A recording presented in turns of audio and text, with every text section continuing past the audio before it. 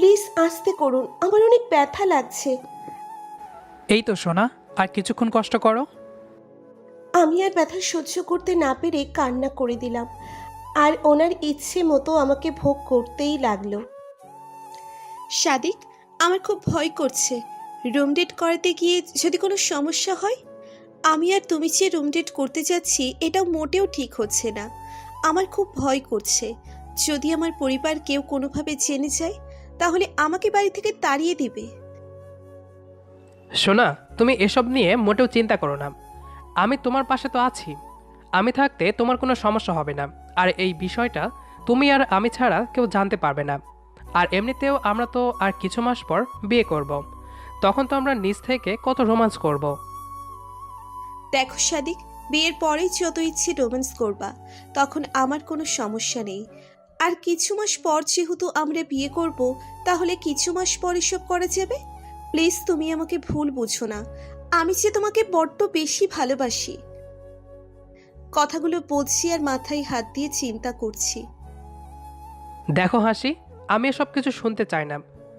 যদি আগামীকাল তুমি আমার সাথে হোটেলে রুম ডেট করতে না যাও, তাহলে আমাদের সম্পর্কটা এখানে শেষ করব।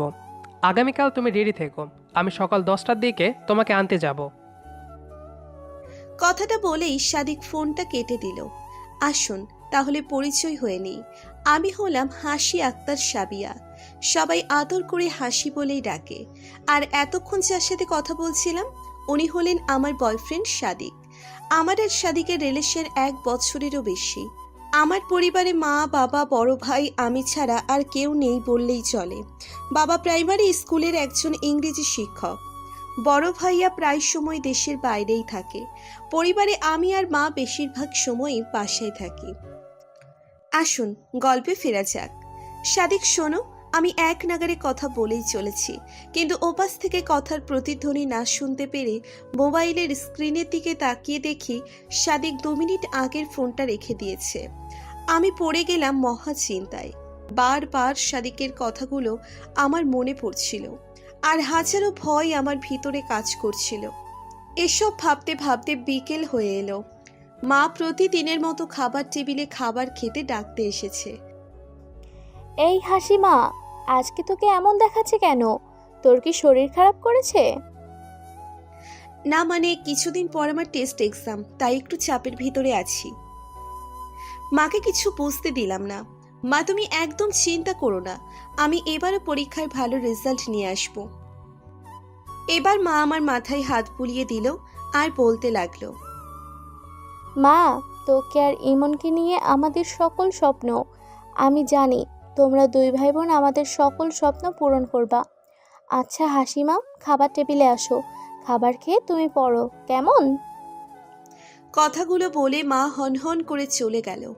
এদিকে আমার ভাবনা চুরে মাথায় ঘুরপাক খেতে লাগলো সাদিকের সেই কথাটা। যদি রুম ডেট না করতে যাই তাহলে আমাদের এত ভালো একটা সম্পর্ক নিমেষেই শেষ হয়ে যাবে। কথাগুলো ভাবতেই আমার ভিতরটা দুমড়ে মুচড়ে উঠল। নিজের অজান্তেই চোখের কোণে পানি জমাট বাঁধল। এসব ভাবতে ভাবতে খাবার টেবিলে চলে গেলাম। খাবার খাওয়া শেষ করে রুমে এসে শুয়ে আছি। তখনই হঠাৎ সাদিক কল করলো। আমি কলটার সাথে সাথে রিসিভ করতেই সাদিক বলল। হাসি, আই এম সরি। আসলে তোমার সাথে আমি কালকে খারাপ ব্যবহার করে ফেলেছি। প্লিজ তুমি কিছু মনে করো না। আরে পাগল না, আমি জানি তুমি রেগে গিয়ে আমার সাথে এমন করে ফেলেছো। আমি জানি তুমি আমাকে অনেক ভালোবাসো আর আমাকেই বিয়ে করবে। আচ্ছা সাদিক, আমাকে কবে তুমি তোমার ঘরের বউ করে নিয়ে যাবে? সোনা, আর বেশি দিন না, হয়তো আর 6 মাসের ভেতরে। আমি অলরেডি বাসায় কথা বলেছি। বাবা বলল এখন একটু ঝামেলায় আছি, তাই 6 মাস পর তোমার পরিবারের কাছে বিয়ের সম্মতি নিয়ে যাবে। তুমি একদম চিন্তা করো না সোনা, আর আমি বিয়ে করলে তোমাকেই করব। কথাগুলো শুনে আমার অনেক লজ্জা লজ্জা করছে। আমি সাদিকের কথাগুলো শুনতে শুনতে কখন যে হারিয়ে গেছি কল্পনাতে যা বুঝতে পারিনি। সাদিকের মুখ থেকে কয়েকবার হ্যালো হ্যালো ডাক শোনার পর আমার ঘোর ভাঙল। এই হাসি, কথা বলছো না কেন? সরি। সাদিককে কিছু বুঝতে না দিয়ে বললাম, না মানে কথা বলতে বলতে রুমে আম্মু চলে এসেছিল, তাই আম্মুর সামনে চুপ করেছিলাম। ইটস ওকে মাই জান। আচ্ছা জান, শোনো, আগামীকাল হোটেলে রুম ডেটের কথাটা মনে আছে তো? সাদিক, আমার না অনেক ভয় করছে। আমি জানি তুমি থাকতে আমার কোনো সমস্যা হবে না, তারপরও আমার অনেক ভয় করছে। যদি আমার পরিবারের কেউ জেনে যায় তাহলে আমাকে বাঁচিয়ে রাখবে না। আচ্ছা ঠিক আছে, তোমার যেতে হবে না। কথাটা বলেই সাদিক কল রেখে দিল। আমি বুঝতে পারলাম আমার পাগলটা আমার উপর অনেক অভিমান করেছে। আমি অনেকবার কল করার পর একটা সময় কল রিসিভ করলো। ওপাশ থেকে রাগান্বিত কণ্ঠে বলতে লাগলো, বারবার কল করছো কেন? তুমি যেহেতু আমাকে বিশ্বাস করো না, আমাকে ভালোবাসো না, তাহলে বারবার কল করো কেন? আমার সব ফ্রেন্ডসরা মাসে একবার করে তাদের গার্লফ্রেন্ডের হোটেলে নিয়ে গিয়ে কত রোম্যান্স করে, আর আমি তো তোমাকে 2 দিন পর বিয়ে করব। তাহলে এতবার বাধা সৃষ্টি করছো কেন? আসলে তুমি আমাকে ভালোই বাসো না। এবার কোনো প্রকার কোনো কিছু না ভেবেই আমি বললাম, আচ্ছা ঠিক আছে, আমরা কালকেই হোটেলে রুম ডেট করতে যাব। তুমি আগামীকাল 10টার সময় আমাকে নিয়েছো। না, আমি আর যেতে চাই না। রাগান্বিত কণ্ঠে কথাগুলো বলছে সাদিক। আমি তাকে অনেকবার রিকোয়েস্ট করার পর সে একটু শান্ত হলো। তারপর আমরা দুজন অনেকক্ষণ কথা বলার পর ফোনটা রেখে দিলাম। রাতে ডিনার করার পর রুমে এসে ভাবছি আগামীকাল যেতে হবে সাদিকের সাথে রুম ডেট করতে হোটেলে। আমার মনের ভেতর একটা খটকা লাগছিল প্রথম থেকে। ইদানিং অনেক ছেলে রুম ডেট করার পর তাদের গার্লফ্রেন্ডদের ব্ল্যাকমেইল করে নানা রকমের নির্যাতন করে। আমার পরিণামটা এমন হবে না তো? কথাগুলো ভাবছি আর মনের মাঝে হাজারো ভয় সৃষ্টি হচ্ছে। ছি ছি, আমি এসব কি ভাবছি? আজ 6 মাস পর তো আমার আর সাদিকের বিয়ে হবে, আর সাদিক আমার সাথে কখনোই খারাপ কিছু করবে না। এসব ভাবতে ভাবতে নিজের অজান্তেই ঘুমিয়ে পড়লাম। নিত্যদিনের মতো আম্মুর অনেকবার ডাকে আমার কাঁচা ঘুমটা ভেঙে গেল। হাসিমা, সকাল 8টা বেজে গেছে, সেদিকে খেয়াল আছে তোর? আম্মু, তোমাকে রাতে কি বলেছিলাম? আজ 7টার সময় ডেকে দেওয়ার কথা বলেছিলাম, আর তুমি কিনা আমাকে সকাল 8টার সময় ডাকতে এসেছো। হাসি, তোকে আমি সেই সকাল 7টা থেকেই ডাকছি, কিন্তু তোর কোনো সাড়া শব্দ পাচ্ছি না। অনেকবার ডাকাডাকির পর তুই 8টার সময় টের পেলি, এটা কি আমার দোষ? চোখ কচলাতে কচলাতে বলতে লাগলাম, আচ্ছা আম্মু, তুমি যাও, আমি ফ্রেশ হয়ে খাবার টেবিলে যাচ্ছি। আমি ফ্রেশ হয়ে সকালের নাস্তা সেরে রুমে গেলাম পরিপাটি হয়ে রেডি হওয়ার জন্য। রেডি হওয়া শেষ করে ফোনের স্ক্রিনে তাকিয়ে দেখি 9টা বেজে গেছে। আমি আম্মুর সামনে আসতেই আম্মু বলতে লাগলো, হাসি, আজ এভাবে পরিপাটি হয়ে সেজেছিস কেন? কোথাও যাবি আজকে? আমি বললাম, আম্মু, আজকে আমার একটা ফ্রেন্ডের বার্থডে আছে, তাই আজ ওখানে যেতে হবে। আসতে হয়তো আজকে সন্ধে হয়ে যাবে, তাই তুমি সময় মতো খাওয়া দাওয়া করে নিবা। আম্মু, আমার কিছু টাকা দাও। আম্মু আর কোনো কিছু জিজ্ঞেস না করে আমাকে 2000 টাকা হাতে ধরিয়ে আমাকে বলতে লাগলো, মা, সাবধানে যাস। এখন যা দিনকাল পড়ে গেছে, চলাফেরা করাই অনেক বিপদ। আর কোনো সমস্যা হলে আমাকে কল করিস। আম্মুর কথাগুলো শোনার পর আমি বের হয়ে গেলাম সাদিকের দেওয়া ঠিকানা মতো। হঠাৎ ফোনে রিং বাজতেই ফোনের স্ক্রিনের দিকে তাকিয়ে দেখলাম সাদিক কল করেছে। আমি তাড়াহুড়ো করে কলটা রিসিভ করতেই সাদিক বলতে লাগলো, হাসি, তুমি কি চলে এসেছো? এই তো কেবলমাত্র পৌঁছলাম, তুমি কোথায়? আমি প্রায় চলে এসেছি। কিছুক্ষণ পর সাদিক এসে আমাকে নিয়ে গেল। অনেকক্ষণ পথ পাড়ি দেওয়ার পর আমরা একটা সুন্দর হোটেলের কাছে এসে পৌঁছলাম। সাদিক আগে থেকে একটা রুম বুক করে রেখেছে, তাই কোনো প্রকার কারোর সাথে কথা বলা লাগলো না। এরপর আমি আর সাদিক সুন্দর একটা রুমে গেলাম। তোমাকে আজ এত এক্সাইটেড দেখাচ্ছে কেন? এর আগে কি কোনো মেয়েকে নিয়ে এসেছো? প্রথম আজকে কোনো হোটেলে এসেছি, তাই একটু এক্সাইটেড লাগছে। আর তুমি কি পাগল হয়ে গেছো? কথাগুলো বলে সাদিক বলল, তুমি একটু বসো, আমি তোমার জন্য কফি বানিয়ে আনছি। তুমি কফিও বানাতে পারো? দেখতে হবে না আমি কার হবু জামাই? আমাকে তো সব কিছু পারতেই হবে। কিছুক্ষণ পর সাদিক 2টা কফি তৈরি করে আমার সামনে রাখলো। কফি খাওয়ার পর আমি বললাম, সাদিক, আমার কিন্তু খুব ভয় করছে।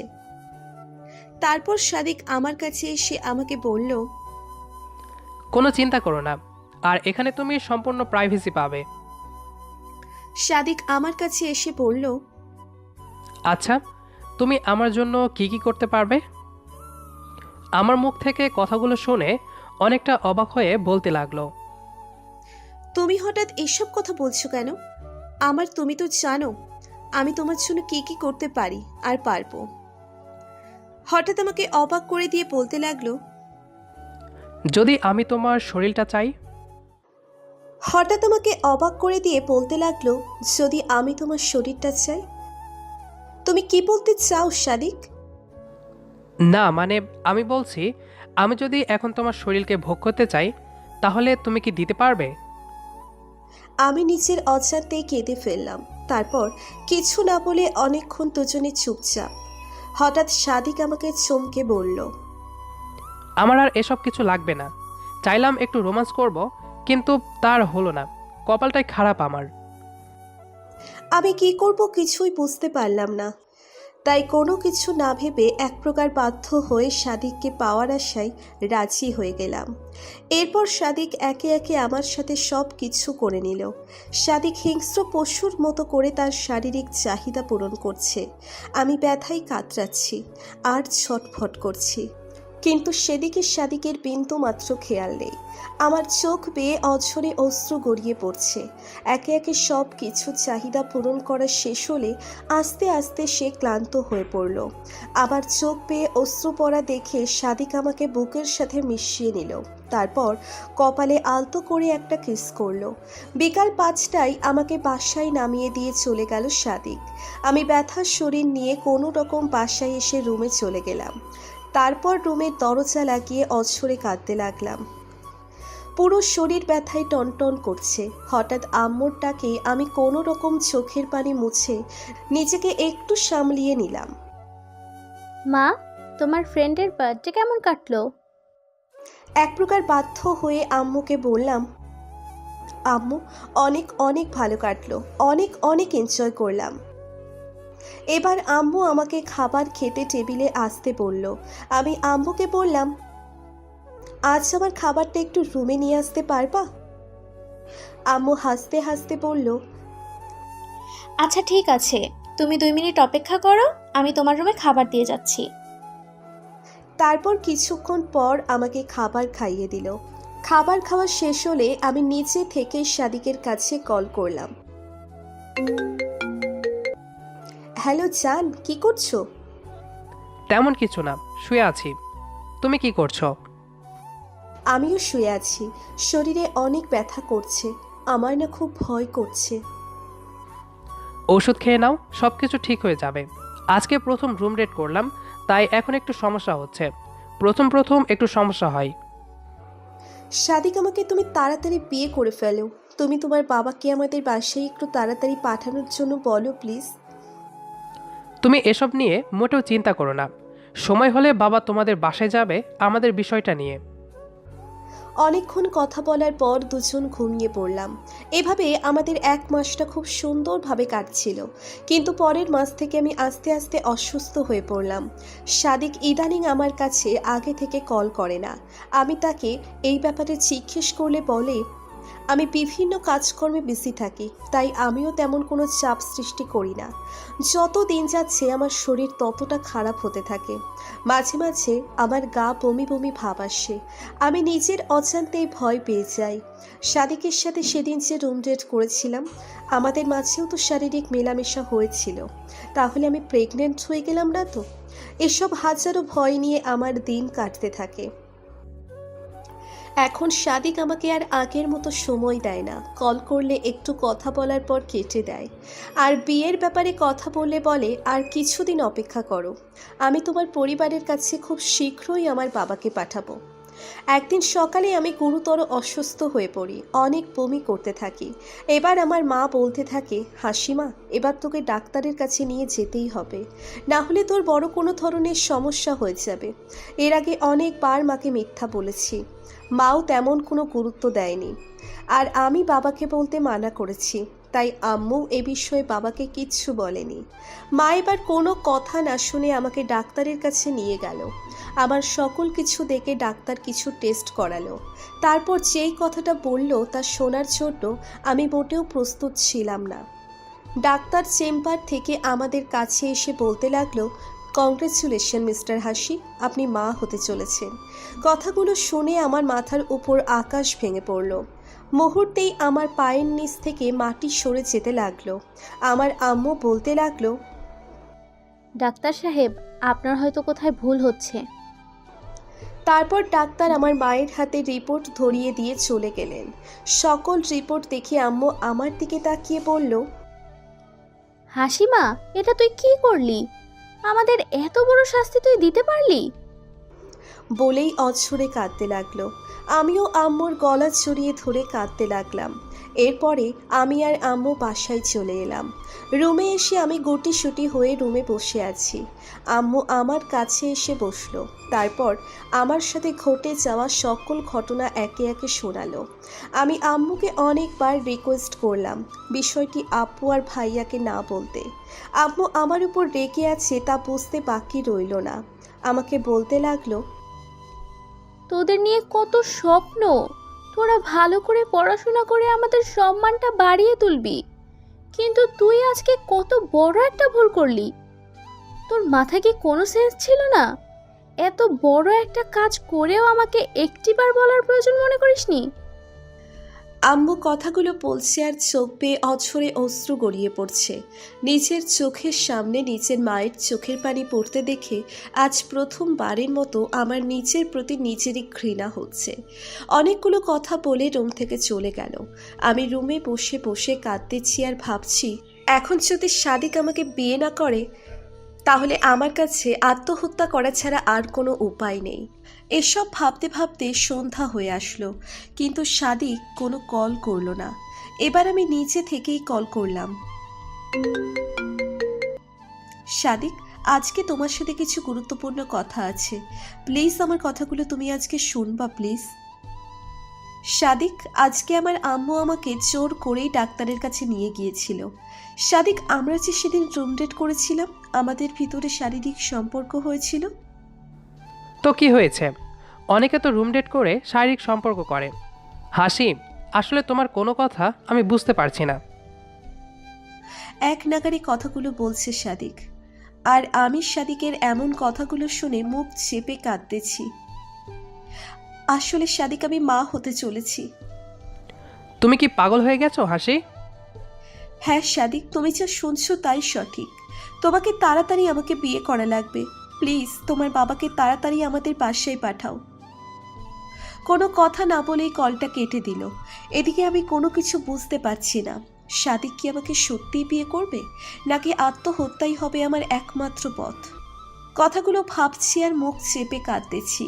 হঠাৎ আম্মু রাতে খাবার খেতে ডাকতে লাগলো। আমি নিজেকে কিছুটা সামলিয়ে নিয়ে খাবার টেবিলে যাই। খাবার টেবিলে গিয়ে আমি অনেকটা ভয় পেয়ে গেলাম। এমন অসময়ে বাবা আসলো কেন? তাহলে কি আম্মু বাবাকে কল করে সব কিছু বলে দিল নাকি? বাবা, আজ তুমি তাড়াতাড়ি অফিস থেকে চলে আসলে? হ্যাঁ হাসিমা, আজ একটু শরীরটা খারাপ লাগছিল, তাই সকাল সকাল চলে আসলাম। বাবার কথাগুলো শুনে বুকে একটু সাহস আসলো। যাই হোক, আম্মু তাহলে এখনো আপুকে ঘটনাটা বলেনি। হাসিমা, তোমার শরীর কি খারাপ? আমি এক প্রকার মুচকি হেসে বললাম, বাবা তেমন কিছু না, ঠিক হয়ে যাবে একদম, চিন্তা করো না। কোনো রকম খাবার খেয়ে রুমে চলে যাব, তখনই আম্মু বলতে লাগলো, আগামীকাল আমাদের ছেলে ইমন আসবে সিঙ্গাপুর থেকে, তাই আগামীকাল সকলে বাসায় থাকবে। ভাইয়ার কথা শুনে মনের মাঝে একটু শান্তি বিরাজ করতে শুরু করলো। কারণ আমার ভাইয়া সব সময় আমাকে অনেকটা সাপোর্ট করে, আমার সব সমস্যাগুলো নিমেষেই সমাধান করে দেয়। বাবা আর আমি সায় দিয়ে বললাম, আচ্ছা ঠিক আছে। কথাগুলো বলে রুমে চলে গেলাম। রুমে এসে সাদিকের কথা ভাবছি আর চোখ থেকে অঝরে নোনা জল গড়িয়ে পড়ছে নিচের অজান্তেই। আগে সাদিক আমাকে কত সময় দিত, ফোন রিসিভ করতে একটু দেরি হলে সারা রাত অভিমান করে থাকতো, আমার বাসার সামনে আসতো প্রতিদিন আমাকে দেখার জন্য। কিন্তু কি এমন কাজ করে যে কিনা দিনে একটিবার কল করার সময়টুকুও পাই না। আমি নিজেকে আর সামলাতে না পেরে সাদিকের কাছে কল করলাম। অনেকবার কল করার পরও ওপাশ থেকে কল রিসিভ হলো না। কিছুক্ষণ পর আবারও কল করলাম, এবার ওপাশ থেকে কলটা রিসিভ করলো। এতবার কল করার কি আছে? সাদিকের মুখ থেকে এমন কথা শুনে মুহূর্তেই আমার মাথায় বাজ পড়ল। এসব কি বলছো তুমি? আমি যা বলছি ঠিক বলছি। তুমি আমাকে কবে বিয়ে করছো তাই বলো প্লিজ। আম্মু বিষয়টা জেনে গেছে, এবার আব্বু জেনে গেলে হয়তো আমাকে বাড়ি থেকে তাড়িয়ে দিবে। তুমি সবসময় বিয়ে বিয়ে করো কেন? আমি তো বলেছি তোমাকে বিয়ে করব, তাহলে এতবার বলার কি আছে?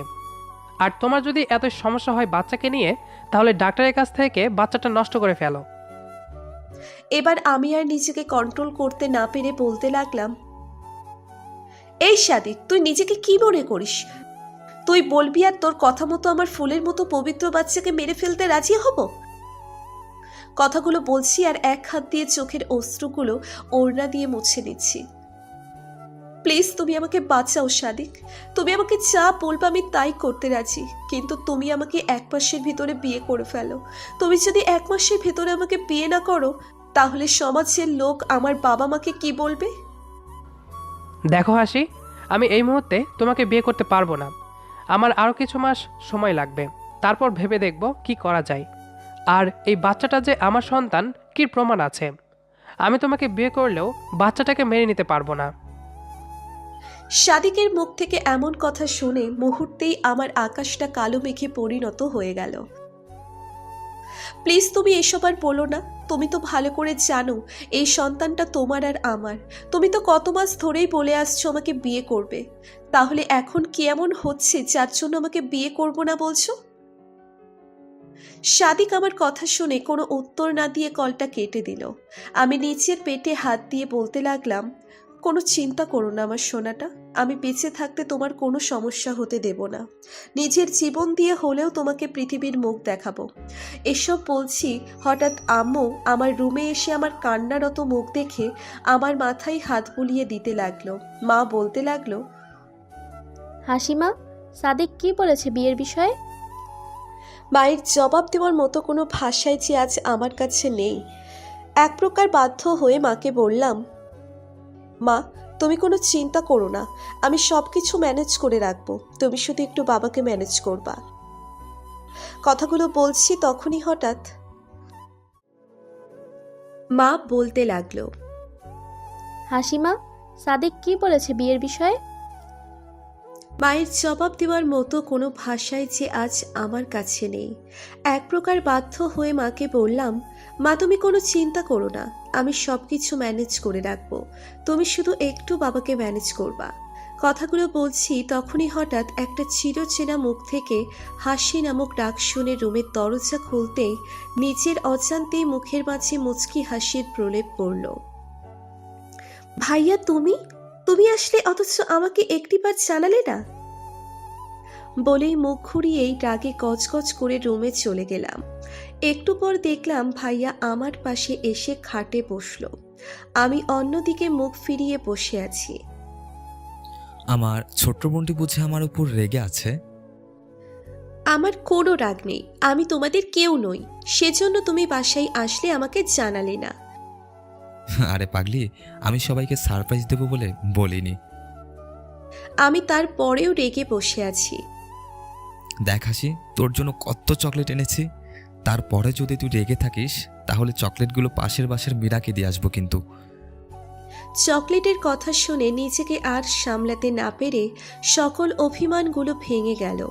আমি ভাইয়ার হাত থেকে খামচা মেরে চকলেটগুলো নিয়ে নিলাম।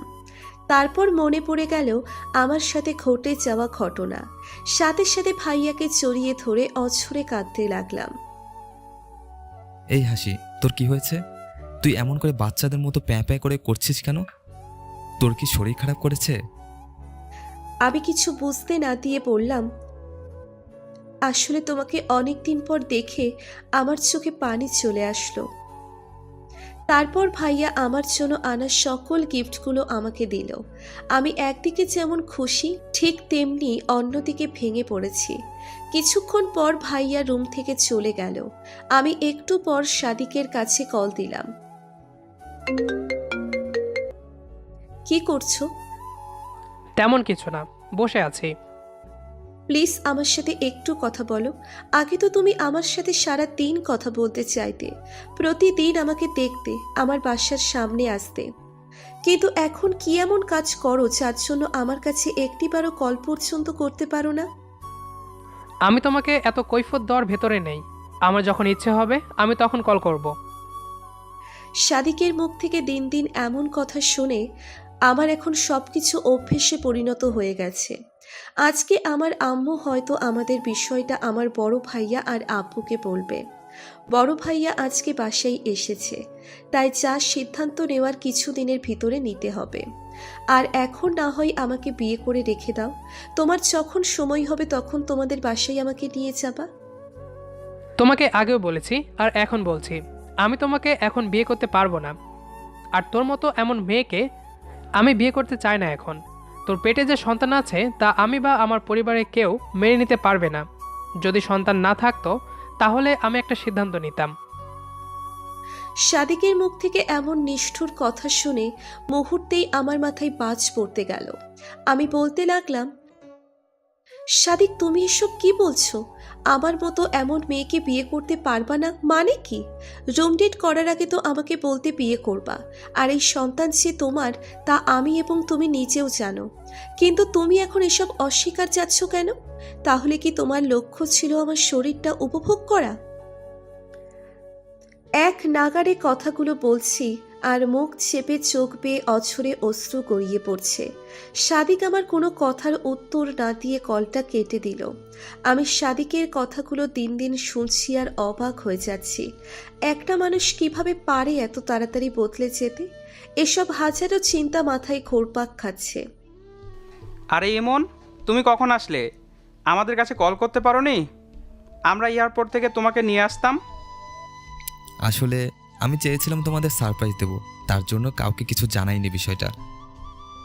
কথাগুলো বলা শেষে ইমন মা বাবাকে জড়িয়ে ধরল। তারপর রাতে খাবার খাওয়ার জন্য রেডি হতে গেল।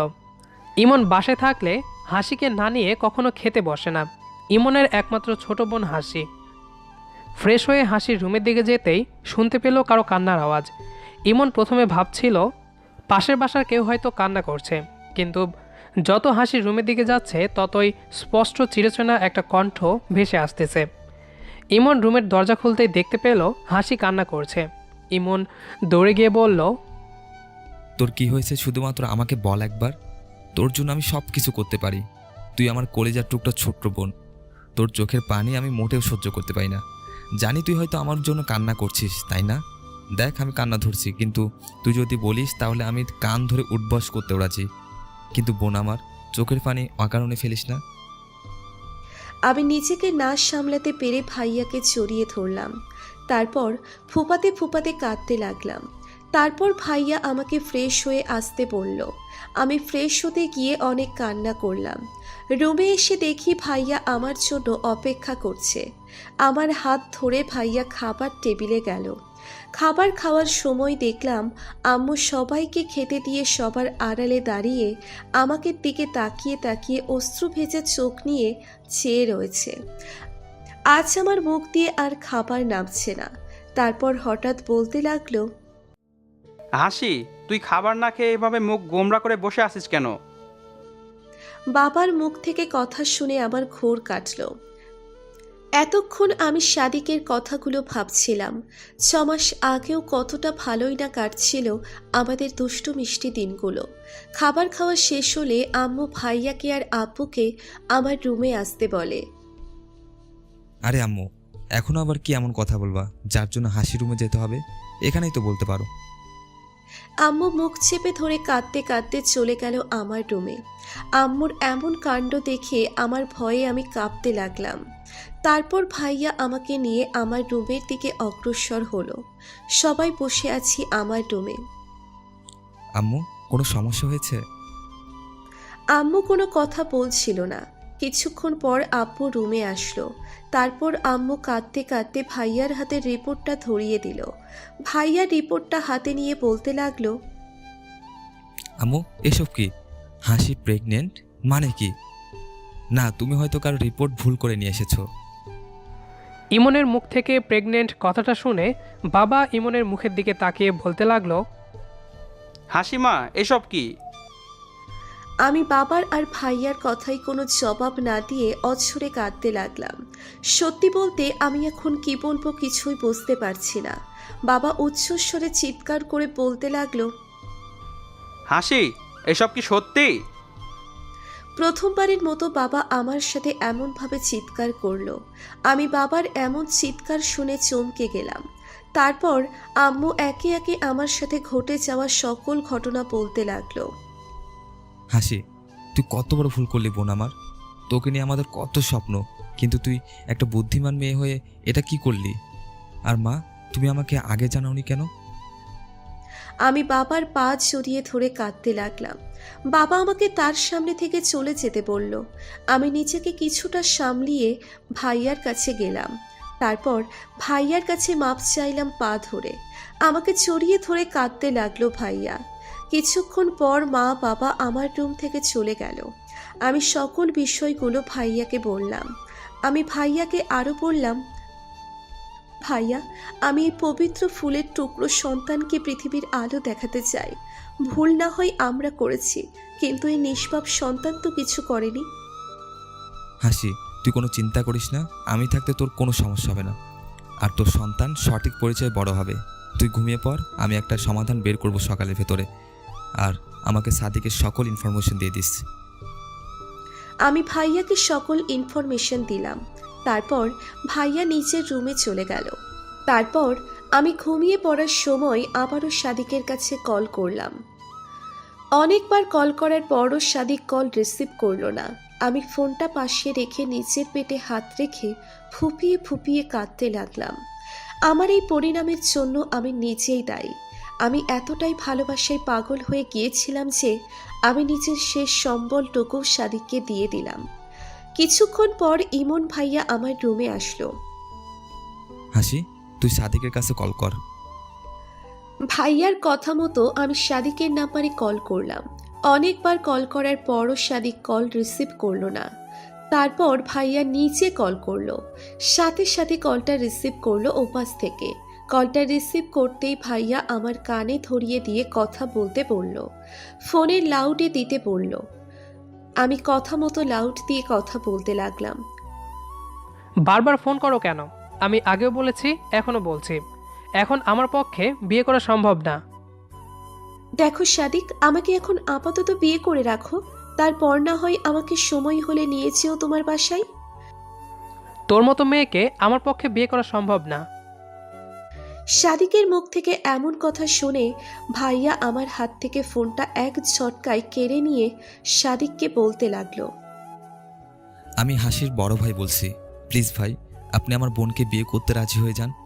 আপনি যা বলবেন আমরা আপনার জন্য তাই করতে পারবো, কিন্তু আমার বোনকে আপনার বিয়ে করা লাগবে।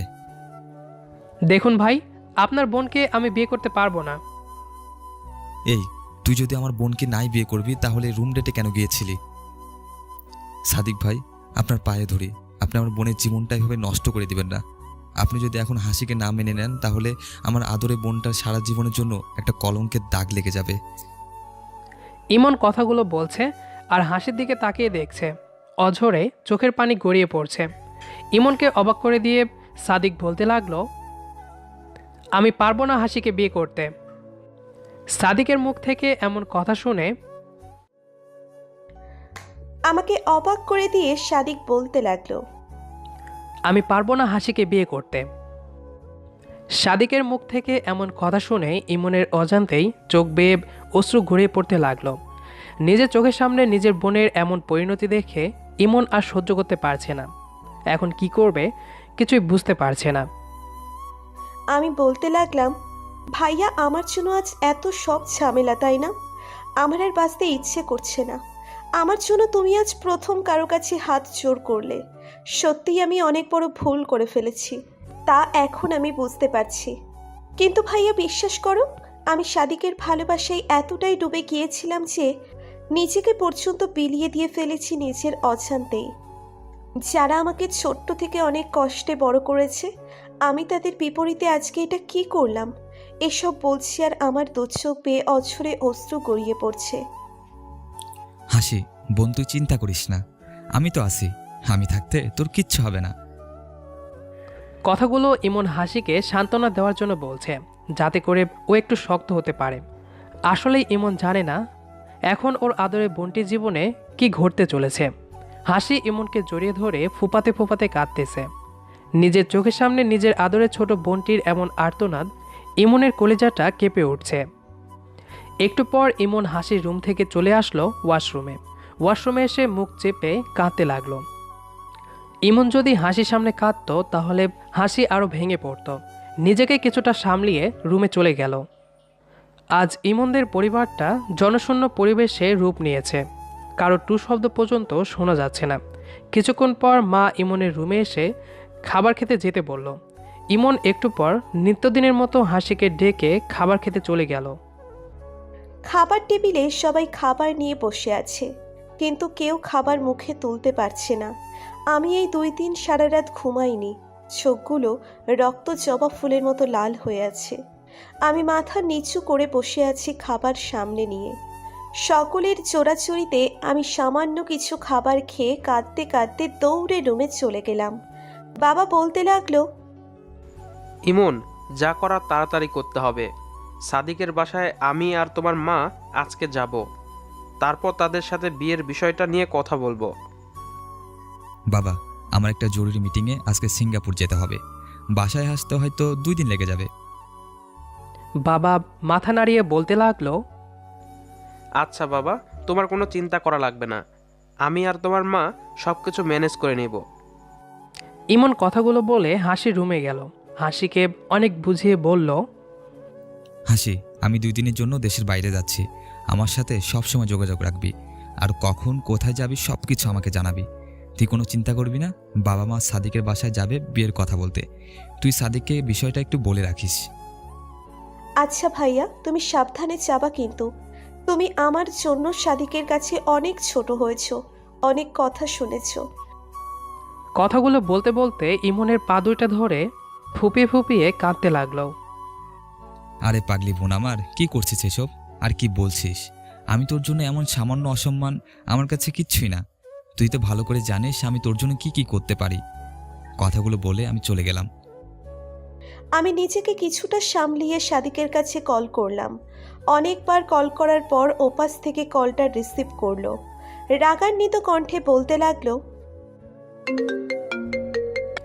এতবার ঢং করে কল দেওয়ার কি আছে? আর আমি এখন তোমাকে ভালোবাসি না, আর বিয়ে করতে পারবো না। সাদিক, আমার সব কিছু তোমার কাছে তাহলে ঢং বলে মনে হচ্ছে? আর কেন আমাকে বিয়ে করতে পারবা না? তুমি যদি আমাকে এখন বিয়ে না করো তাহলে আমার আত্মহত্যা করা ছাড়া আর কোনো পথ থাকবে না। প্লিজ ফোনটা কেটে দিবা না, তোমার পায়ে পড়ি। আমি তোর মতো নষ্ট মেয়েকে বিয়ে করতে পারবো না, এটাই আমার ফাইনাল ডিসিশন। দেখো সাদিক, এমনটা করো না। আমি তোমাকে অনেক ভালোবাসি। আর আজকে তোমাদের বাসায় আমার মা বাবা যাবে বিয়ের বিষয়টা নিয়ে। প্লিজ তুমি বাবা মায়ের সাথে একটু ভালো ব্যবহার করো। একটু পর সাদিক কলটা কেটে দিল। আমি ভাবতে লাগলাম, এখন যদি সাদিকের পরিবার আমাকে না মেনে নেয় তাহলে আমি কি করব। এসব ভাবছি আর চোখ বেয়ে নোনা জল গড়িয়ে পড়ছে নিজের অজান্তেই। হঠাৎ মায়ের ডাকে আমার সকল ভাবনাগুলোর ঘোর কাটল।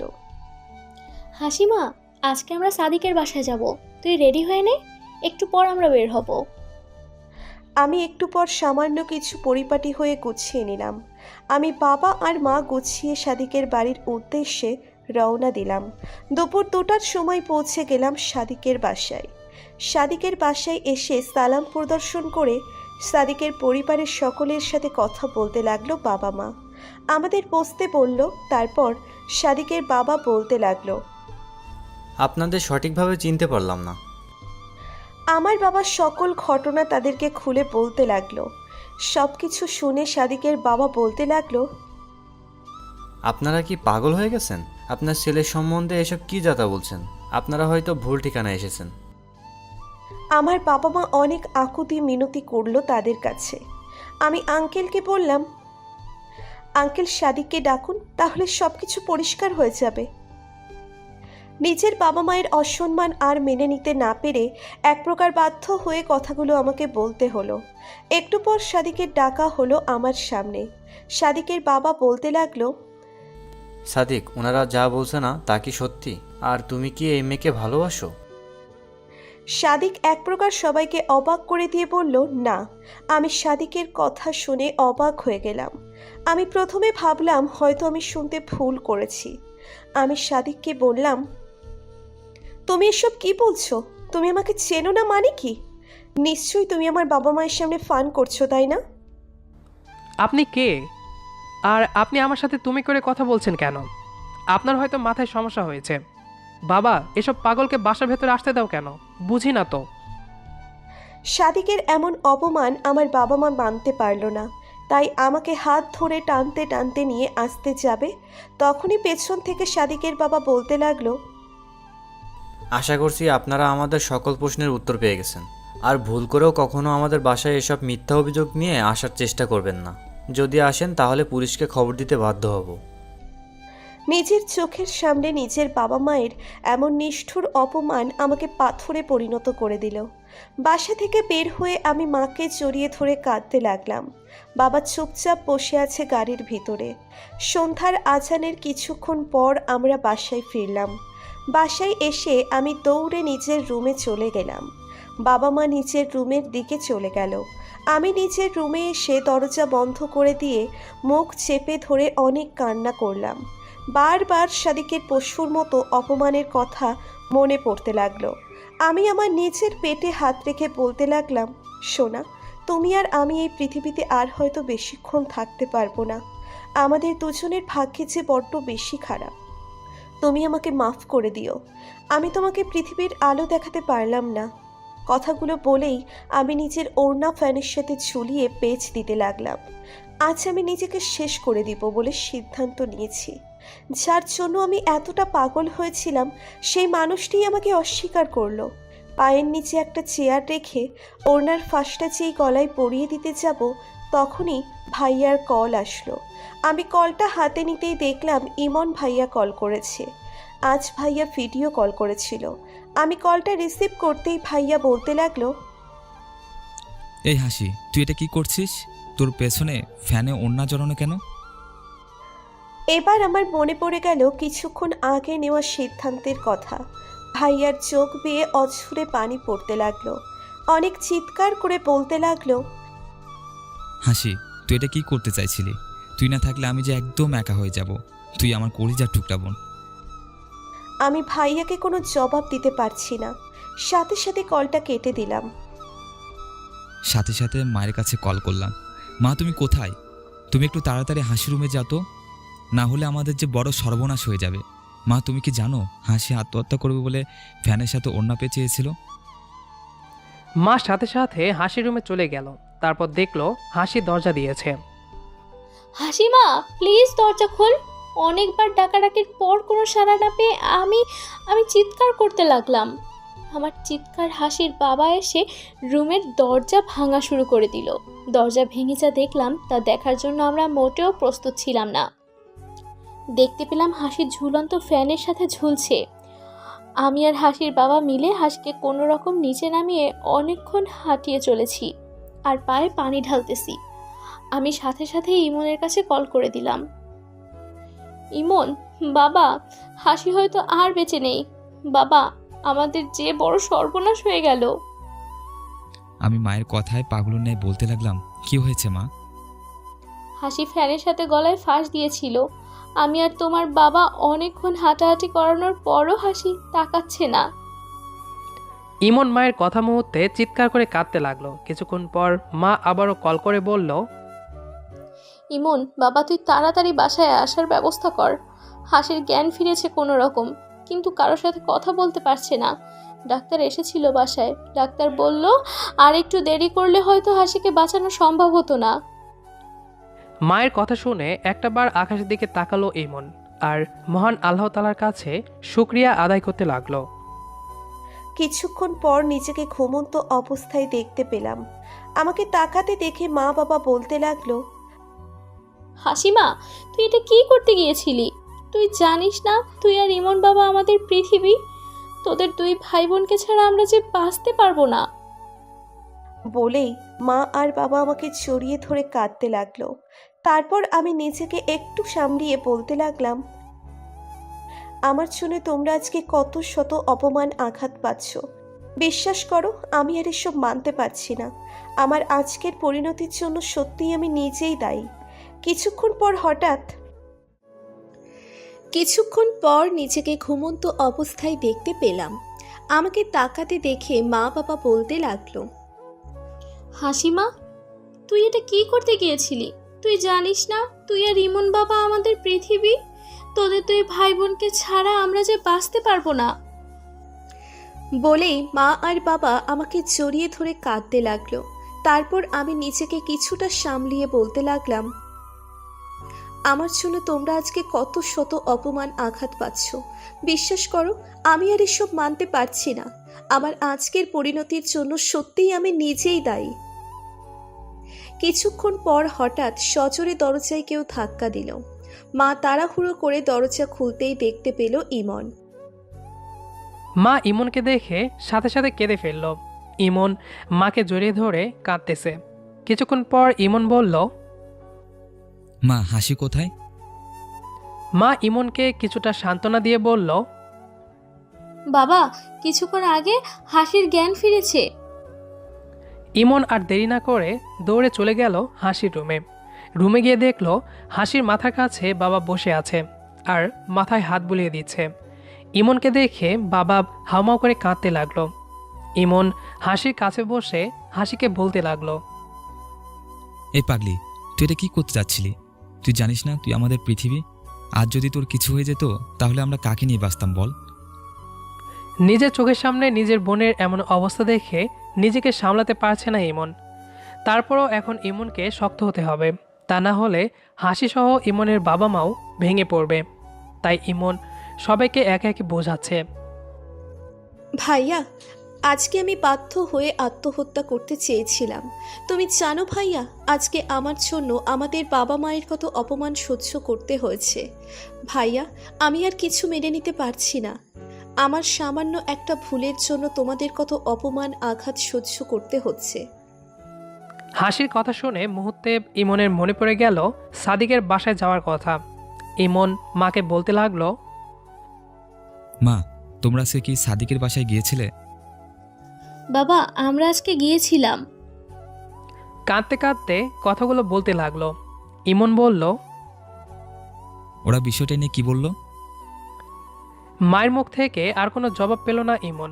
মা সাথে সাথে রুম থেকে দৌড়ে চলে গেল। তারপর হাসি বলতে লাগলো, ভাইয়া, সাদিক আমাকে চিনতে পারিনি। সাদিক নাকি আমাকে চেনেই না। আর সাদিকের বাবা আমাদের মা বাবাকে আচ্ছা মতো অপমান আর কথা শুনিয়েছে। কথাগুলো শুনে আমার চোখগুলো থেকে প্রতিশোধের নোনা জল গড়িয়ে পড়ছে আর মাথার ভেতরে টকবক করে ফুটতে শুরু করলো। নিজেকে কিছুটা সামলিয়ে হাসির মুখ থেকে একে একে সবকিছু শুনতে লাগলো ইমন। সবকিছু শুনে হাসিকে বলল, তুই কোনো চিন্তা করিস না, আমি থাকতে তোর কোনো সমস্যা হবে না। আর ভুল করে কোনো সিদ্ধান্ত নিস না। যে তোকে আর আমার পরিবারকে এমন হাল করেছে, আমি কিচ্ছুতেই তাদেরকে ছাড়বো না। ইমন ভাইয়াকে আজ প্রথমবারের মতো হিংস্র পশুর মতো গর্জন করতে শুনলাম। তার এমন রূপ দেখে আমি ভয়ে গুটিসুটি হয়ে গেলাম। তার চোখগুলো রক্ত জবা ফুলের মতো টকটকে লাল হয়ে গেছে আর সেই চোখ থেকে প্রতিশোধের নোনা জল গড়িয়ে পড়ছে। আমি আমার নিজের পরিবারের কথা ভেবে অনেক কষ্ট পেতে লাগলাম আর সিদ্ধান্ত নিলাম এই মানুষগুলোর জন্য আমাকে বাঁচতেই হবে।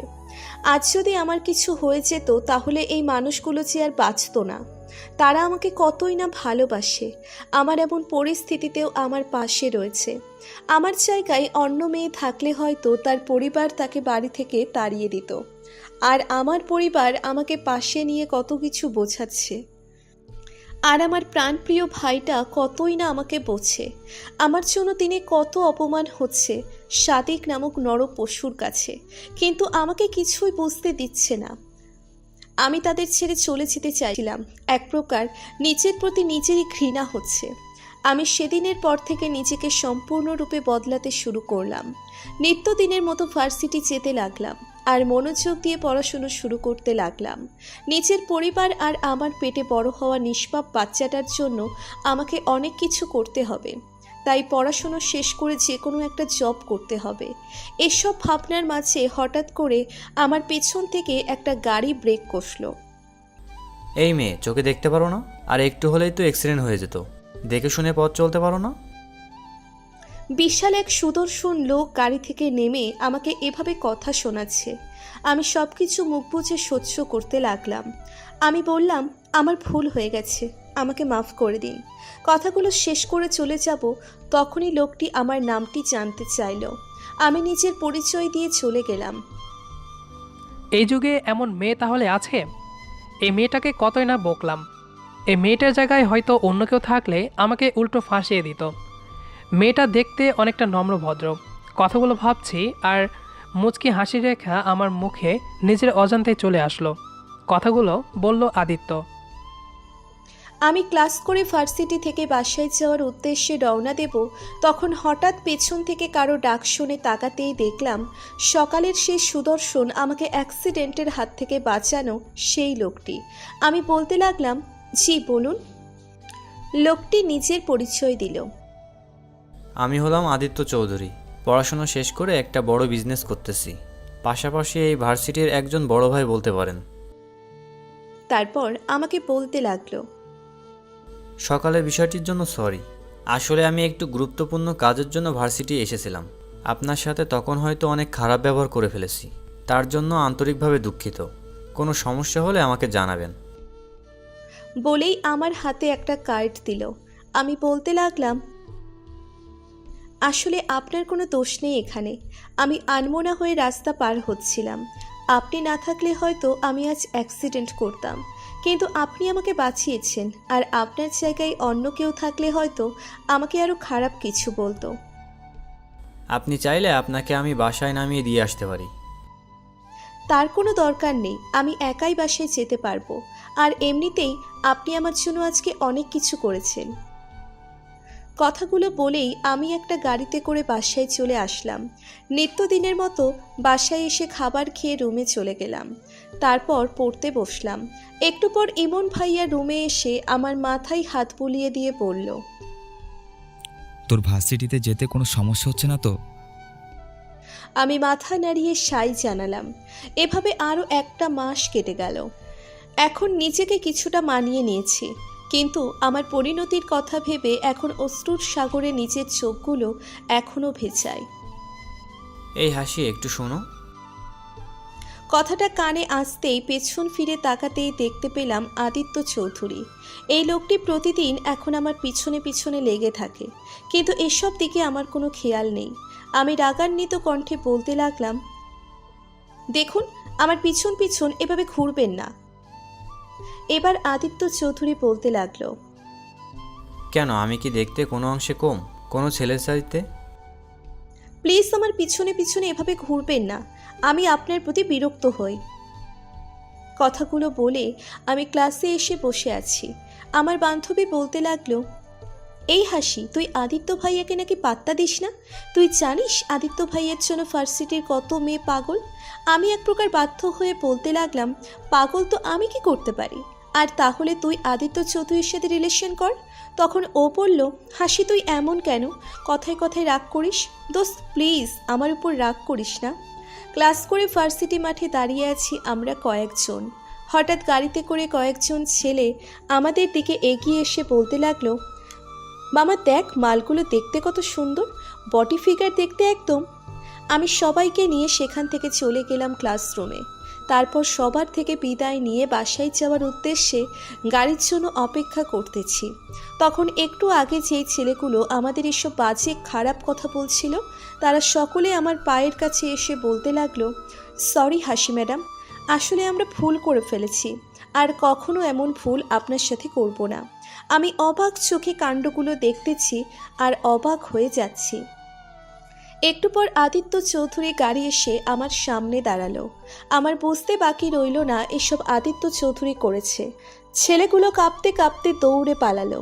আমি নিচের দিকে মুখ করে চলে যেতে যাব, তখনই আদিত্য চৌধুরী আমার হাতটা শক্ত করে ধরে বলতে লাগলো, আজকে কোনো কথা না বলে গাড়িতে ওঠো। আমি একাই যেতে পারবো। আমি যাব না বলার পরও আদিত্য চৌধুরী আমাকে গাড়িতে উঠিয়ে নিয়ে ড্রাইভিং করতে লাগলো। আমি মাথা নিচু করে গাড়ির ভেতরে বসে আছি। হঠাৎ আদিত্য চৌধুরী হাতের দিকে আমার চোখ পড়তেই অবাক হয়ে গেলাম। ওনার ডান হাত বেয়ে অঝরে রক্ত পড়তেছে। আমি বলতে লাগলাম, একটু দাঁড়ান। আমার কথা মতো আদিত্য চৌধুরী গাড়িটা থামালো। তারপর বলতে লাগলো, সমস্যা কি? আমি নিজের ব্যাগে থাকা রুমাল দিয়ে আদিত্য চৌধুরীর হাতটা বেঁধে দিলাম। তারপর আদিত্য চৌধুরী আমার বাসার সামনে এসে দাঁড়ালো। আমি গাড়ি থেকে নেমে বাসার ভেতরে যাব, তখনই দেখলাম আদিত্য চৌধুরী আমার পিছু পিছু বাসার ভেতরে যাচ্ছে। আমি বলতে লাগলাম, এই যে আপনি আমার সাথে বাসার ভেতরে যাচ্ছেন কেন? এটা আমার ইচ্ছে। প্লিজ, আপনি আমার সাথে বাসার ভেতরে যাবেন না। আপনি আমার সাথে বাসার ভেতরে গেলে আমার পরিবারের লোকজন কি ভাববে? কথাগুলো আদিত্যকে অনেকবার বোঝানোর পরও তিনি আমার কোনো কথা না শুনে আমার আগে বাসার ভেতরে যেতে লাগলো। আমি অনেক ভয় পেয়ে গেলাম নিজের অজান্তেই। একটু পর আমি আদিত্য চৌধুরীর সামনে গিয়ে রুমের দিকে যাব, তখনই বলতে লাগলো, এই যে ম্যাডাম, আজকে আপনার বাসায় চলে আসলাম, কিন্তু আপনি কোথায় যাচ্ছেন? আমি হনহন করে চলে যাচ্ছি। তখনই পেছন থেকে আম্মুর ডাকে আমি চমকে উঠলাম। এবার মা বলতে লাগলো, এই হাসি, এটা কে আর আমাদের বাসায় কেন? আমি এক প্রকার বাধ্য হয়ে বলতে লাগলাম, না মানে মা, আমার একটা ফ্রেন্ডের ভাই আমাদের বাসায় এসেছে একটা বই নিতে।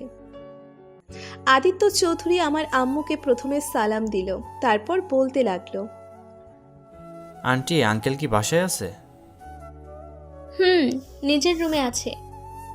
আপনি একটু আঙ্কেলকে ডাকুন, কিছু গুরুত্বপূর্ণ কথা আছে। আমার মা কিছুক্ষণ পর বাবাকে আর ইমন ভাইয়াকে ডেকে হাজির করলো আদিত্যের সামনে। আদিত্য আবারও আমার বাবা ও ভাইয়াকে সালাম দিতে লাগলো। তারপর যা বলল তা শোনার জন্য আমি মোটেও প্রস্তুত ছিলাম না। হঠাৎ আদিত্য চৌধুরী বলতে লাগলো, আদিত্য চৌধুরী আমার আম্মুকে প্রথমে সালাম দিল, তারপর বলতে লাগলো, আন্টি আঙ্কেল কি বাসায় আছে? আমার মা বলতে লাগলো, নিচের রুমে আছে। এবার বলতে লাগলো, আপনি একটু আঙ্কেলকে ডাকুন, কিছু গুরুত্বপূর্ণ কথা আছে। আমার মা কিছুক্ষণ পর বাবাকে আর ইমন ভাইয়াকে ডেকে হাজির করলো আদিত্যের সামনে। আদিত্য আবারও আমার বাবা ও ভাইয়াকে সালাম দিতে লাগলো। তারপর যা বলল তা শোনার জন্য আমি মোটেও প্রস্তুত ছিলাম না। হঠাৎ আদিত্য চৌধুরী বলতে লাগলো, আমি আপনাদের সাথে কিছু কথা বলতে চাই। আমার বাবা মাথা নাড়িয়ে সাই জানালো। এদিকে আমি রুমের দরজার সাথে মাথা রেখে সব কিছু শুনতেছি। এবার সবাইকে অবাক করে দিয়ে আদিত্য বলতে লাগলো, দেখুন, আমি ঘুরিয়ে পেঁচিয়ে কথা বলতে পছন্দ করি না। আমি হাসিকে বিয়ে করতে চাই। আমি হাসিকে 2 বছর যাবৎ ভালোবাসি, কিন্তু তা কখনো প্রকাশ করিনি। আমি আদিত্য চৌধুরীর মুখে এমন কথা শুনে মুহূর্তেই চমকে গেলাম। 2 বছর ইনি আমাকে কেমনে ভালোবাসে? আমার বাবা বলতে লাগলো, এটা সম্ভব না, আর আমরা এই বিষয়টা নিয়ে কথা বলতে চাই না। আমার বাবাকে আদিত্য চৌধুরী বলতে লাগলো, আপনাদের সমস্যা কি? আমি কি দেখতে এতটাই খারাপ? এবার আমার বাবা বলতে লাগলো, হাসির কাছ থেকে তুমি চাইলে সবকিছু শুনে নিও। বলেই আমার বাবা কাঁদতে কাঁদতে রুমের দিকে চলে গেল। আমি জানি কিসের জন্য আমার বাবা আদিত্যের সাথে এমন ব্যবহার করলেন, কারণ আমার গর্ভে যে সাদিকের সন্তান রয়েছে, আর কোনো ছেলে এটা জানার পর আমাকে বিয়ে করতে রাজি হবে না। তাই বাবা বাধ্য হয়ে আগে থেকে এই বিষয়টা না করে দিয়েছে। কিছুক্ষণ পর আদিত্য আমার ভাইয়াকে আর আম্মুকে বলতে লাগলো, আমি ছোট থেকে যেটা চাই আমি সেটাই পেয়েছি। আর আমি বিয়ে করলে হাসিকেই করব। আপনারা হয়তো ভাবছেন আমি হাসিকে সুখে রাখতে পারবো না। যদি এটা ভাবেন তাহলে আপনারা ভুল ভাবছেন। আমি হাসিকে আপনাদের মতো করেই আগলে রাখবো। প্লিজ আপনারা হাসিকে আমার সাথে বিয়ে দিন। তারপর আদিত্য নিজের পকেট থেকে একটা কার্ড বের করে হাতে দিয়ে বলল, এতে আমার সব কিছু দেয়া আছে, আপনারা চাইলে খোঁজ নিয়ে দেখতে পারেন। এবার আমার ভাইয়া বলতে লাগলো, আসলে আপনি হয়তো সত্যিটা জানলে আমার বোনটাকে বিয়ে করতে রাজি হবেন না। আপনি কি পারবেন সত্যিটা জেনে আমার বোনকে বিয়ে করতে? আপনি আগামীকাল হাসির মুখ থেকে সব কিছু শুনবেন। যদি হাসি চায় তাহলে আপনি হাসিকে বিয়ে করতে পারবেন। সত্যিটা জেনে যদি আপনি রাজি থাকেন তাহলে আমাদের বাসায় আসবেন। আমি ভাবতে লাগলাম আসলে হাসির কি সমস্যা, সেই বিষয়টা আগে থেকে জানতে হবে হাসির থেকে। আমি সবার থেকে বিদায় নিয়ে চলে গেলাম। সাদিক ইদানিং আমার কাছে কল করে, কিন্তু ওর কল আমি রিসিভ করি না। সেদিনের পর থেকে আমি সাদিক নামক নর পশুর কথা শুনলেই আমার ঘৃণা হয়, যে আমার পুরো পরিবারকে অপমান করেছে। তার সাথে আমি কখনোই কথা বলতে চাই না। কিছুক্ষণ পর আমার রুমে ভাইয়া এসে সাদিকের পরিবারে কে কে আছে জানতে চাইল। আমি বলতে লাগলাম মা, বাবা, সাদিক আর সাদিকের বোন রুষা। ভাইয়া বলতে লাগলো, এই রুষাটা সম্পূর্ণ ইনফরমেশন ভালো করে দে। আমি বলতে লাগলাম রুষা অনেক ভালো একটা মেয়ে, এবার ইন্টার সেকেন্ড ইয়ারে পড়ে। রুষার পিক দেখেছি সাদিকের কাছ থেকে অনেকবার। সাদিক রুষাকে অনেক বেশি ভালোবাসে। ভাইয়া এবার রুষার একটা পিক দেখতে চাইলো, আর কোন কলেজে পড়ে তা জানতে চাইলো। আমি পিক দেখালাম আর কলেজের নামটা বললাম। কলেজটা আমাদের বাসা থেকে বেশি দূরে না। ইমন ভাইয়া এবার বলতে লাগলো, হাসি, তোর সাথে যে কথাটা বলতে আসলাম সেটাই তো বলা হলো না। আমি যে কোম্পানিতে চাকরি করি, আদিত্য চৌধুরী সেই কোম্পানির এমডি স্যার। আমি আদিত্য চৌধুরীর কথা শুনে যতটুকু বুঝতে পারলাম, উনি হয়তো তোকে মেনে নিতে রাজি হবেন। তুই আগামীকাল আদিত্য চৌধুরীর সাথে সত্যিটা বলবি, কেমন? আমি কথা বলতে পারবো না কারোর সাথে, আর আমি একা থাকতে চাই। দেখাসি, জীবনটা এত সহজ না। তারপর আমার মাথায় হাত রেখে বলতে লাগলো, সব কিছু তোর সিদ্ধান্ত। তুই যেটা ভালো মনে করিস তাই কর। ভার্সিটিতে কোনো সমস্যা হলে আমাকে জানাবি। বলেই ভাইয়া রুম থেকে চলে গেল। আমি একটু পর আমার নিজের পেটে হাত দিয়ে কান্না করছি অঝরে, আর বলতে লাগলাম, সাদিক, আজ যদি তুমি আমাকে মেনে নিতে তাহলে আমরা কতই না সুখী হতাম। আমার হিসাব নাই বাদই দিলাম, কিন্তু আমার নিষ্পাপ সন্তান যে বাবার পরিচয় পেল না। কথাগুলো শেষ করেই আমি নিজের মুখ চেপে কাঁদছি। এসব ভাবতে ভাবতে নিজের অজান্তেই ঘুমিয়ে পড়েছি। নিত্যদিনের মতো ভার্সিটি যাচ্ছি। আজ শরীরটা একটু খারাপ খারাপ লাগতেছে, কিন্তু আজ ভার্সিটিতে ক্লাস ভিত্তিক পরীক্ষা আছে, তাই এক প্রকার বাধ্য হয়ে যেতে হচ্ছে। গাড়ি থেকে ভার্সিটির একটু সামনে নেমে দেখলাম আদিত্য চৌধুরী আমার জন্য অপেক্ষা করছে। আমি তার সামনে থেকে চলে যাব, তখনই আদিত্য বলতে লাগলো, হাসি, একটু দাঁড়ানো যাবে? আমি বললাম আমার আজকে পরীক্ষা আছে। আচ্ছা, আমি তোমার জন্য অপেক্ষা করছি। তোমার পরীক্ষা শেষ হলেই কথা বলবো। আমি এসব কথায় কান না দিয়ে নিজের গতিতে চলে গেলাম ক্লাসে বসে পরীক্ষা দেওয়া শেষ হলে আমি বাসায় যাব বলে চলে যাচ্ছি। তখন পেছন থেকে কেউ আমার হাতটা টিপে ধরল। আমি তাকাতেই দেখতে পেলাম আদিত্য চৌধুরী। আমি রাগান্বিত কণ্ঠে বলতে লাগলাম, আপনি প্রতিদিন ছ্যাঁচড়ার মতো আমার পিছু পিছু লাগেন কেন? আর আমার হাত ছাড়ুন। কিন্তু আদিত্য চৌধুরী আমার হাতটা না ছেড়ে আরও আঁকড়ে ধরল। তারপর আমার হাতটা ধরে টানতে টানতে ভার্সিটির একটা জনশূন্য জায়গায় নিয়ে গেল। তারপর বলতে লাগলো, হাসি, তুমি কেন আমাকে ভালোবাসতে চাও না? আসল কারণটা আজকে তোমাকে বলতেই হবে। আদিত্য চৌধুরী আমার হাতটি জোরে ধরায় আমি অনেক ব্যথা পাচ্ছি। আমি বলতে লাগলাম, প্লিজ আমাকে ছাড়ুন, কিন্তু তিনি ছাড়ছেন না। আমি এক প্রকার বাধ্য হয়ে ঠাস করে সজোরে একটা চড় মারলাম। তারপর বলতে লাগলাম, আপনারা দুদিন আমাদের মতো ভালো মেয়েদের পিছনে ঘুরবেন, তারপর অনেক ভালোবাসার নাটক করে আমাদের জীবনটা নষ্ট করবেন, তারপর দিন দিন অবহেলা আর মিথ্যে অপবাদ দিয়ে একটা মেয়েকে আত্মহত্যা করাতে বাধ্য করবেন। এটাই হলো আপনাদের ভালোবাসা। এসব কথা বলার পর আদিত্যের দিকে তাকাতেই দেখতে পেলাম আদিত্য গালের এক পাশে লাল টকটকে হয়ে গেছে আমার থাপ্পড়ে। আমি জানি আদিত্য আমাকে অনেক ভালোবাসে, কিন্তু আমি চাইলেও আর কাউকে ভালোবাসতে পারবো না। আমি এবার বলতে লাগলাম, আর সত্যিটা জানা আপনার খুব ইচ্ছে তাই না? তাহলে শুনুন, আমি একটা নষ্টা মেয়ে, আমার গর্ভে একজন নর পশুর সন্তান আছে। তারপর সব কিছু খুলে বললাম আদিত্য চৌধুরীকে। আদিত্যের সাথে কথাগুলো বলছি আর একটা হাত দিয়ে নিজের অশ্রুগুলো ওড়না দিয়ে মুছতেছি। তারপর কি হয়েছে আমার মনে নেই। কিছুক্ষণ পর নিজেকে হাসপাতালে বন্দি অবস্থায় দেখে কিছুটা অবাক হলাম। তারপর আশেপাশে তাকাতেই দেখলাম আদিত্য আমার হাত ধরে বসে আছে। আমি নিজেকে একটু সামলিয়ে বলতে লাগলাম, আমি এখানে কেন? আমার কণ্ঠ শোনা মাত্রই আদিত্য আমার হাতটি ছেড়ে দিল। একটু পরে আমার কাছে আমার পরিবারের সকলে আসলো। তারপর আমি মায়ের কাছ থেকে সব কিছু শুনতে লাগলাম।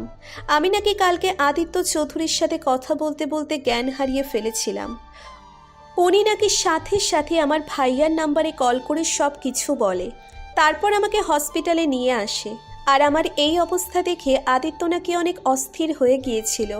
সারা রাত আমার পাশে বসে না ঘুমিয়ে রাত পার করেছেন। তারপর যা ঘটেছে আপনারা হয়তো বুঝতে পারছেন। একটু পর আদিত্য চৌধুরী আমার রুমে আসলো। তারপর বলল, চিন্তার কোনো কারণ নেই। ডাক্তার বলল আজকে দুপুরেই তুমি বাসায় চলে যেতে পারবে। বলেই উনি হন হন করে চলে যেতে লাগলো। বিকালে আমার পরিবার আমাকে বাসায় নিয়ে আসলো। আমি রুমে এসে বসে বসে ভাবছি, আসলে আদিত্য চৌধুরীর সাথে আমি অনেক খারাপ ব্যবহার করে ফেলেছি। থাপ্পড় মারাটা মোটেও ঠিক হয়নি। এভাবে কেটে গেল 3 দিন। আমার মায়ের কাছে কে যেন কল করে কথা বলছে। একটু পর মাকে জিজ্ঞেস করলাম কে কল করেছিল। মা বলল কেউ না। একটু পর আমার রুমে কারোর পায়ের শব্দ শুনে আমি তাকাতেই দেখলাম আদিত্য চৌধুরী এসেছে। আমি নিজেকে সামলিয়ে একটু উঠতে যাব, তখনই বলতে লাগলো, আমাকে দেখে ওঠার কোনো দরকার নেই। তারপর আমার পাশে বসলো। আমার বুঝতে বাকি রইল না মা এতক্ষণ কার সাথে কথা বলছিল। অনেকক্ষণ আমার সাথে কথা বলার পর আদিত্য আমার রুম থেকে চলে যাবে, তখনই আমি বলতে লাগলাম, আসলে কালকের বিষয়টার জন্য আমাকে মাফ করে দিবেন। আদিত্য মুচকি হেসে রুম থেকে চলে গেল। আদিত্য চৌধুরীর এমন মুচকি হাসি দেখে আমি অনেকটা অবাক হয়ে গেলাম। আমি ওনাকে তো সব সত্যিটা বলে দিয়েছি, তাহলে উনি কি, আমি সব কি ভাবছি, এটা কখনোই হতে পারে না। কিছুক্ষণ পর মা আমার রুমে এসে বলতে লাগলো, হাসিমা, তোর বাবা তোকে একটু রুমে আসতে বলল। আমি মাথা নাড়িয়ে সাই জানালাম। কিছুক্ষণ পর আমি বাবার রুমে গিয়ে দেখলাম সবাই বসে আছে। এবার আদিত্য চৌধুরী বলতে লাগলো, আমি হাসির মুখ থেকে সব কিছু শুনেছি। আমি হাসিকে বিয়ে করতে চাই। আমি নিজের মতো করে হাসিকে নিয়ে বাঁচতে চাই। হাসিকে আবারও নতুন করে বাঁচতে শেখাতে চাই। আর হাসি সন্তানটা নিয়ে আমার কোনো মাথা ব্যথা নেই। আমি বাবার পরিচয়ে তাকে বড় করতে চাই। কখনো তাকে বুঝতে দিব না আমি তার আসল বাবা নই। প্লিজ হাসিকে আমার হাতে তুলে দিন। সেদিন আদিত্যের কথা শুনে আমার বাবা আর পুরো পরিবার বুঝতে পেরেছিল আমার জীবনের সঠিক মানুষ চলে এসেছে। সত্যি আমি এতটাই অবাক হয়ে গিয়েছি যে বলে বোঝাতে পারবো না। আমার এত কিছু জানার পরও কেউ আমাকে বিয়ে করতে রাজি হয়ে গেল। তার মুখের প্রতিটি কথাটা আমার চোখের কোণে অশ্রু এনে দিয়েছিল। আমার পরিবারের সবাই রাজি হয়ে গিয়েছিল। আমিও সেদিন আর না করতে পারিনি। আমি নিজের সকল অতীতকে ভুলতে পারবো না জেনেও আদিত্যকে মানতে রাজি হয়ে গিয়েছিলাম। আদিত্য সেদিনই আমাকে বিয়ে করতে চেয়েছিল, কিন্তু আমি বলেছিলাম আমার কিছুদিন সময় লাগবে বিষয়টা নিয়ে। আদিত্য আমার কথায় সায় দিয়ে বলল, আচ্ছা ঠিক আছে, তুমি যত ইচ্ছা সময় নাও। তারপর আদিত্য আমাদের বাসা থেকে চলে যাবে, তখনই আব্বু বলতে লাগলো, আদিত্য বাবা, রাতে খাবার খেয়ে তারপর যাবা।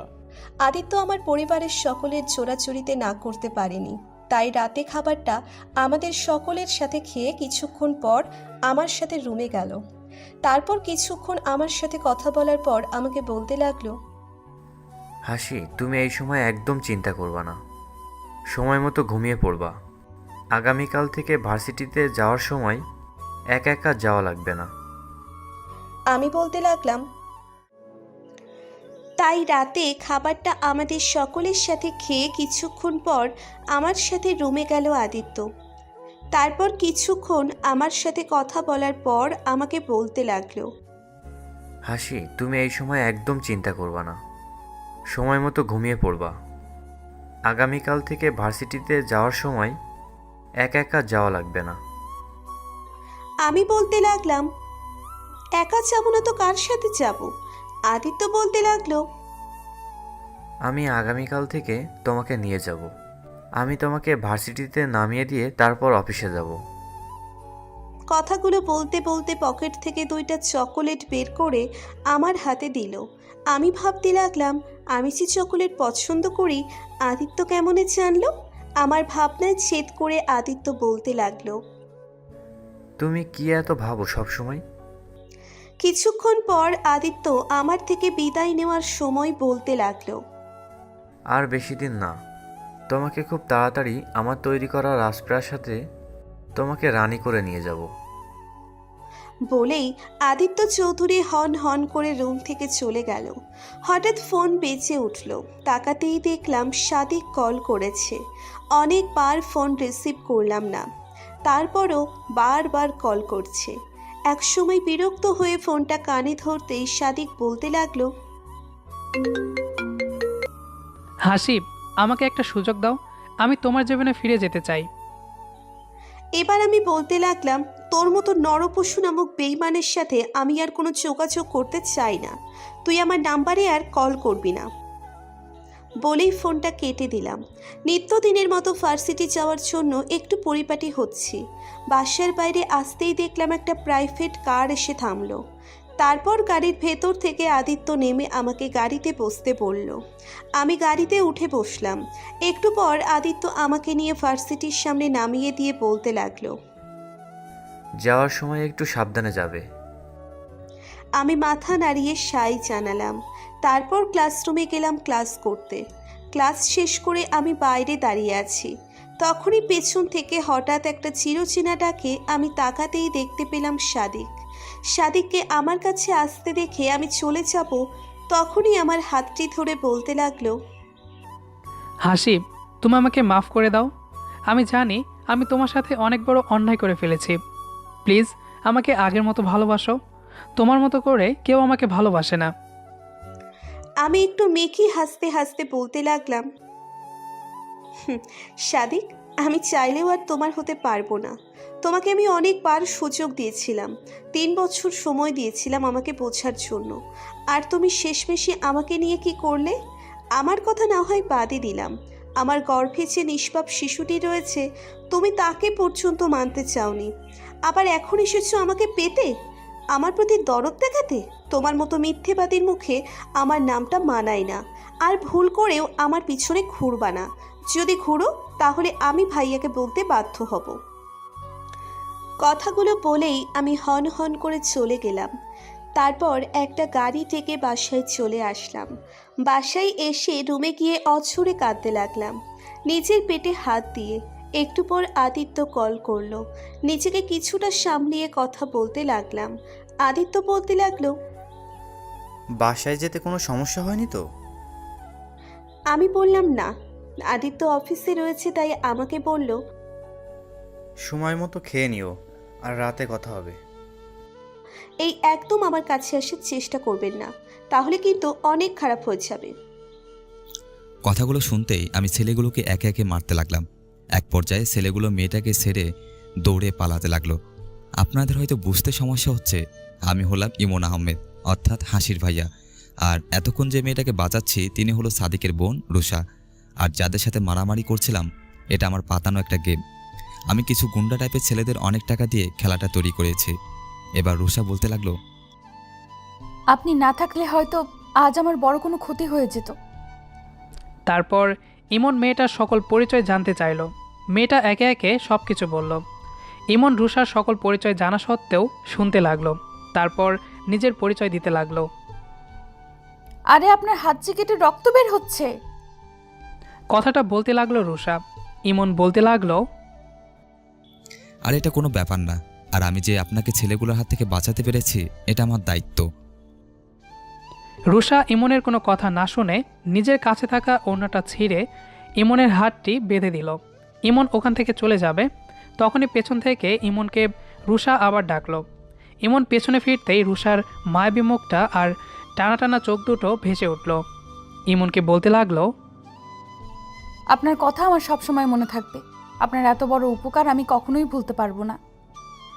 তারপর ইমন রুষার হাতে একটা কার্ড ধরিয়ে দিয়ে বলতে লাগলো, এটাই আমার সব কিছু দেওয়া আছে, কোনো সময় কোনো সমস্যা হলে আমাকে জানাবেন। তারপর ইমন গাড়িতে করে বাসায় যাচ্ছে আর ভাবছে প্রথম প্ল্যানটা সাকসেস হলো, এবার দ্বিতীয়